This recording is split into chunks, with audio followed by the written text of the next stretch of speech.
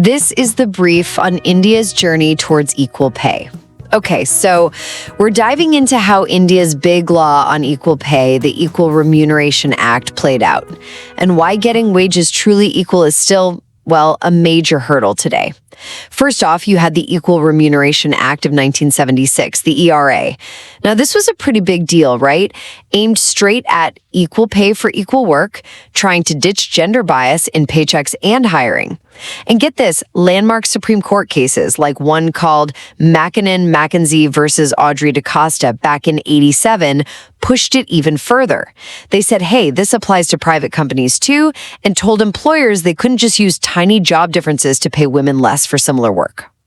Second, while despite good intentions, the ERA kind of hit a wall. Why?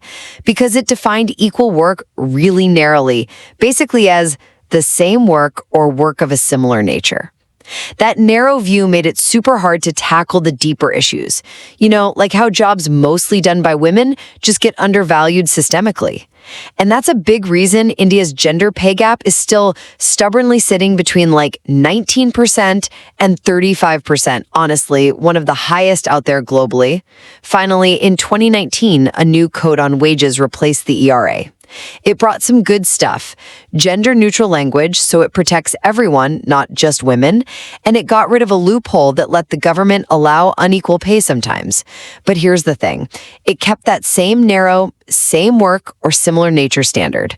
So experts, they're saying for real structural change, India needs to adopt a work of equal value standard, plus bring in mandatory pay gap reporting, kind of like what the UK has successfully done. So truly closing India's gender pay gap, it really means moving past those old definitions towards frameworks that look at equal value and demand transparency.